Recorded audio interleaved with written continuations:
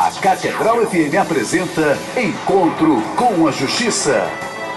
Boa noite, ouvintes da Rádio Catedral 106.7. Vamos começar o nosso programa de hoje, primeiro convidando nossos ouvintes para participar do Encontro com a Justiça, através do telefone 3231-3560. Você sabia que no mês de maio nós comemoramos o Dia do Comunicador Social, o mês do Comunicador Social? E o Papa Francisco, sempre o Papa Francisco muito inspirado, diz que para os meios de comunicação social sejam instrumentos ao serviço da verdade e da paz. A paz é tudo que nós queremos nesse programa de encontro, chamado Encontro com a Justiça, justamente para levar as informações sobre o direito, sobre a justiça, sobre o poder legislativo, que é um poder que faz as leis. E eu queria começar o programa de hoje com os nossos ouvintes fazendo uma oração do comunicador, para que Deus nos inspire a aproveitar bem esse horário que o nosso querido cardeal Dom Orani nos outorgou, confiou a nós esse horário para poder comunicar questões do direito e da justiça. Agradecer, sobretudo, ao nosso diretor, Padre Brito, que tem sido sempre um conciliador, um homem do bem, um homem que abre as portas e o coração para que nós façamos essa oração do comunicador.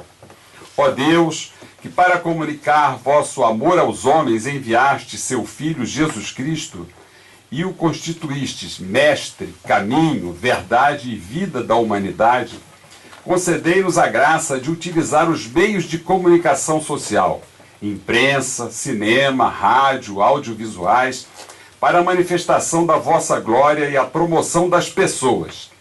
Suscitai vocações para que essa multiforme missão inspirai aos homens de boa vontade a colaborarem com a oração, a ação e o auxílio material para que a Igreja anuncie o Evangelho a todos os homens através desses modernos instrumentos de comunicação. É por isso que nós, o desembargador João Batista Damasceno, o desembargador Antônio Carlos Esteves, a nossa querida jornalista Cláudia Cataldi, nos dispusemos a dirigir e direcionar este programa Encontro com a Justiça para gerar encontros do conhecimento sobre as atividades do Judiciário.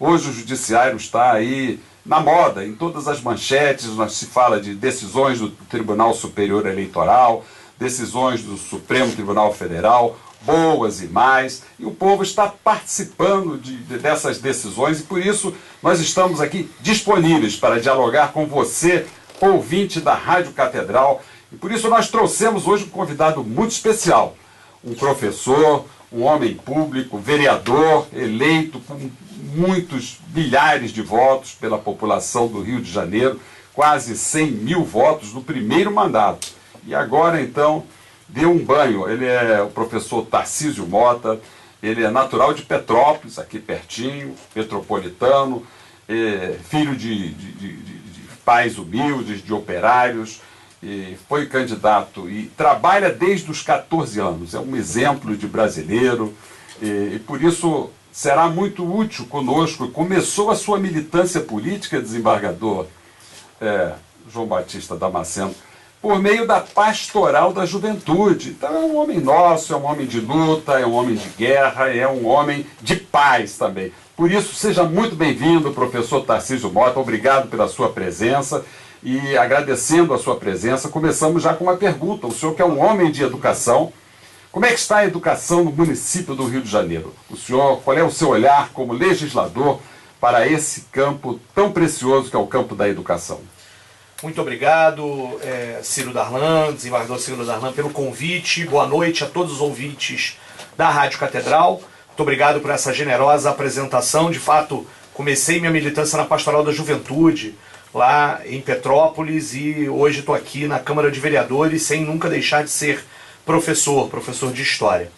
A educação no município do Rio de Janeiro, ela tem muitos obstáculos que precisam ser ultrapassados, né? Ou seja, nós temos uma educação que conseguiu atingir, do ponto de vista do acesso às vagas para a população do Rio de Janeiro, até conseguir atingir quase a totalidade, ou seja, o problema da falta de vagas para a educação fundamental não é um problema real, mas na educação infantil nas creches e na pré-escola, nós ainda temos, infelizmente, muita falta de vagas. Esse talvez seja o maior desafio que a educação pública no município do Rio de Janeiro tenha para enfrentar hoje. E isso significa a necessidade de que se construam mais creches, de que se construam mais pré-escolas, para que a gente possa oferecer, especialmente às mães trabalhadoras, mas principalmente às crianças, né, que já há um entendimento, né, na legislação de que a educação infantil, a educação lá, desde os 0 a 3 anos e também com 4 e 5 anos, faz parte da formação do cidadão, e esse é talvez o maior gargalo da educação pública no município do Rio de Janeiro. Do ponto de vista do legislador, o que há de mais importante acontecendo hoje na Câmara Municipal do Rio é a discussão e a votação que deve acontecer na próxima terça-feira do Plano Municipal de Educação, que é o planejamento que a educação que o município tem que fazer para qual é o planejamento para a educação do município para os próximos 10 anos, independente dos governos que vencerão as eleições, as 2 próximas eleições pelo menos, né?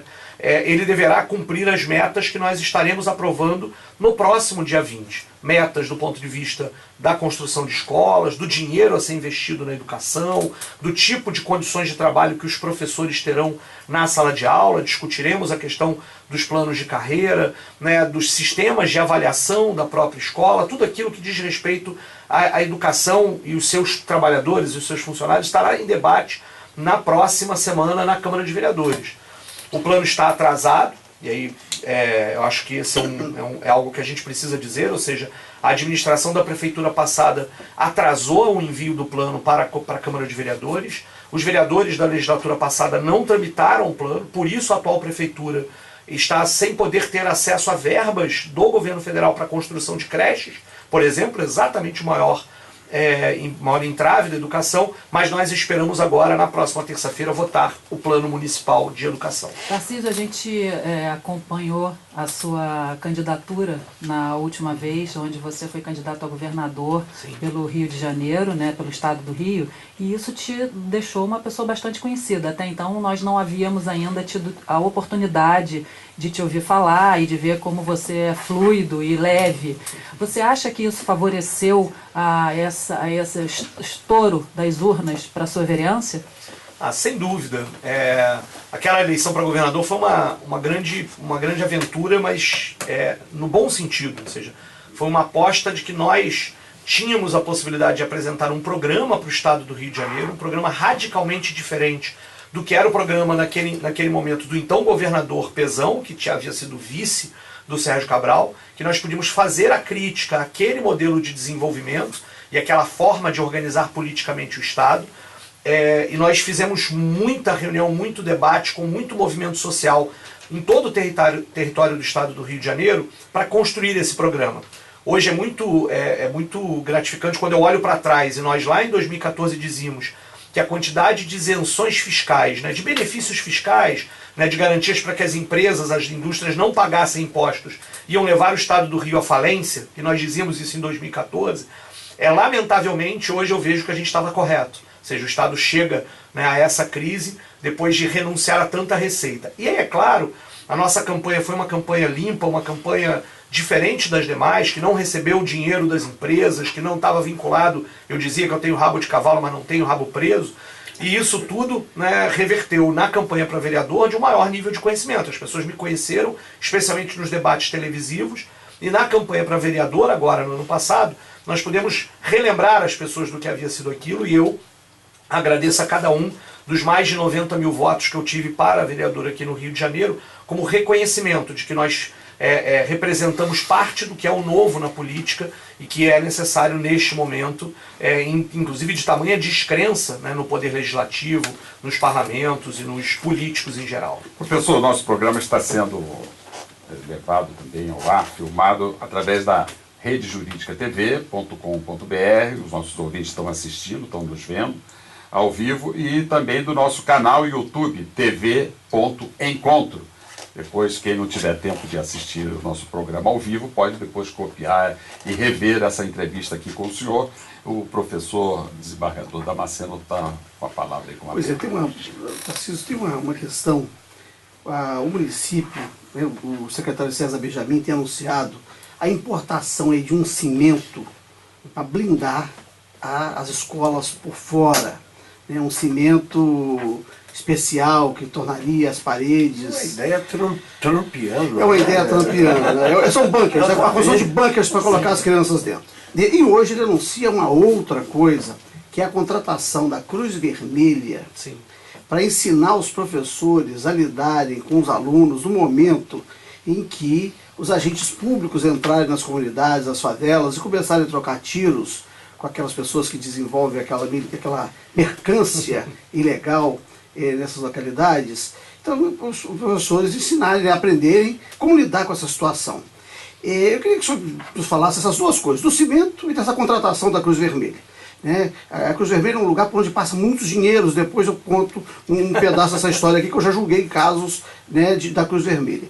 Eu queria que o senhor também abordasse essa questão do Estado que fomenta essa violência, essa troca de tiros na hora da escola, e depois gasta esse dinheiro para blindar por fora as escolas e ensinar os professores a deitar as crianças no chão. Não tem alguma coisa aí que... Como é que as crianças vão chegar na escola de caveirão? Né? Como é que vai ser o dia a dia? Né? Ou as crianças vão passar a ficar dentro da escola, desse bunker, né? Enquanto o Estado promove a violência do lado de fora. Nós estamos diante de uma situação que é praticamente a barbárie, né? Ou seja, situações e territórios absolutamente conflagrados por uma política de segurança fracassada, né? E que expõe as nossas crianças e as nossas escolas diretamente na linha de tiro, né? Essa ideia do cimento blindado veio depois do assassinato da estudante, da Maria Eduarda, lá em Acari, né, baleada dentro da escola quando estava numa atividade na quadra da própria escola. Ou seja, uma morte lamentável que suscita, obviamente, que as pessoas vão ficar pensando o que a gente faz para isso não acontecer mais. A ideia do cimento blindado é um absurdo, ela não funciona, ela é impossível, ela é inexequível e ela não resolve o problema. O secretário César Benjamin, inclusive, logo no decorrer desse episódio, deu algumas declarações corretas na minha avaliação, que dizia que a primeira questão era acabar com as incursões policiais no momento das aulas, no momento do horário escolar. Nós precisávamos discutir, inclusive, mais do que isso, e eu fiz alguns pronunciamentos na Câmara de Vereadores sobre isso, ou seja, até mesmo fora, né, precisa se discutir, até mesmo fora do horário escolar, nós precisamos rediscutir a política de segurança de um confronto armado que expõe a vida de tantas pessoas nas comunidades, nas favelas do Rio de Janeiro. Né? Nós estivemos, inclusive, numa caminhada lá na Maré, uma caminhada pela paz, que o secretário esteve, onde a gente pôde, inclusive, com uma série de movimentos sociais inclusive da favela da Maré, do complexo da Maré, debater e ouvir, né, de que o problema é que o confronto tem sido provocado muitas vezes pelo Estado, como o senhor mesmo disse. E, portanto, não adianta que a gente faça medidas paliativas que, não, na verdade, viram medidas de marketing que não vão resolver nada. Sobre essa matéria da Cruz Vermelha, publicada hoje nos jornais, eu acho também que é o tipo de medida que não trará o efeito esperado, é uma medida que, na minha opinião, também não caminha na direção correta, até porque o tipo de treinamento que a Cruz Vermelha vai dar aos professores é o tipo de treinamento que os professores já estão acostumados nessas escolas. São autodidatas. Exatamente, são autodidatas. Ou seja, professores e alunos estão convivendo com essa realidade há tanto tempo, e é uma situação de enxugar gelo, então é um drama, o número de dias letivos que não há aula nessas escolas é absurdo, né? E portanto nós estamos negando, né, a educação dessas crianças que depois, num processo todo de exclusão social, né, vão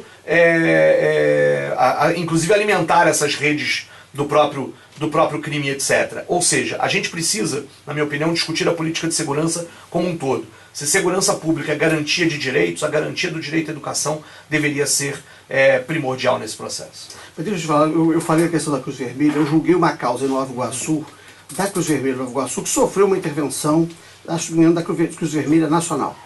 Eu não sabia que a Cruz Vermelha, em Nova Iguaçu, fazia contrato de honorários com seus advogados de 3 milhões de reais. Né? Todo mundo ganhava milhões na Cruz Vermelha de Nova Iguaçu. E eu marquei uma audiência de conciliação, e esses contratos de prestação de serviço. E chegou um senhor, que eu não lembro o nome dele, representando a Cruz Vermelha Nacional, e eu propus uma conciliação, e o representante local logo se interessou em fazer a conciliação, e o outro falou assim: eu não posso conciliar com os senhores, eu não posso fazer acordo. Qualquer acordo que eu faça com os senhores, eu estaria permitindo os senhores se apropriarem do que não é nosso. né? Eu não posso fazer nenhum acordo, senhores. Eu espero o julgamento da causa. Eu nunca vi tamanha dignidade de uma pessoa que sabia o que estava acontecendo.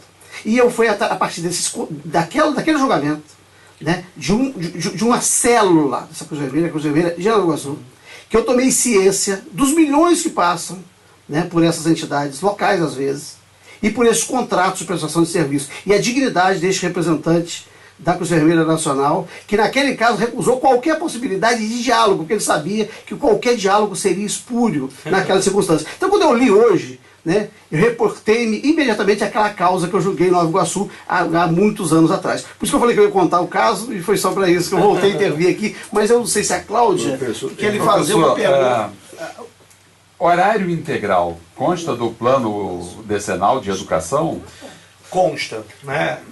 Mas nós temos... possível? Sim, ele é possível com a ampliação dos investimentos. Essa é uma questão séria, né? Ou seja, nós temos no movimento social em defesa da educação pública a reivindicação de que os atuais 25% do orçamento municipal que são destinados à educação possam chegar em 10 anos a 35%. Você vai, ao longo do tempo, né, aumentando o percentual dos investimentos em educação do orçamento público. Isso, inclusive, é coerente com a meta nacional com relação a isso. Só assim a gente pode ampliar o horário. Mas nós temos um problema, doutor Ciro, que é o que se chama de horário integral aqui no município do Rio de Janeiro, muitas vezes são escolas de 7 horas. Escolas de 7 horas que, portanto, terminam às 2h30 da tarde, 3 horas da tarde, e que, portanto, por exemplo, os pais têm, quando são as crianças pequenas, de pegar as crianças nesse horário, que é no meio do horário de trabalho desses pais. O que você imagina o caos que isso cria para a vida das famílias. E virou 7 horas exatamente como uma forma de economia de recursos para diminuir a quantidade de refeições que se servem a essas crianças nas escolas, porque no horário integral você deveria ter 4 refeições, na escola de 7 horas você pode ter apenas 2 refeições. Ou seja, uma economia porca, na minha opinião, desculpem a palavra forte com relação a isso, que nega de que o horário integral seja de fato integral e ainda consiga economizar dinheiro com merenda, que na verdade deveria ser um programa de alimentação escolar e, portanto, de garantia de um outro direito à população. O nosso entrevistado de hoje é o vereador e professor Tarcísio Mota, e você está assistindo o nosso programa através do nosso canal YouTube TV.encontro e do site www.redejuridicatv.com.br. Nossos ouvintes estão participando através do telefone 3231-3560. Nós vamos a um pequeno intervalo e voltamos em seguida.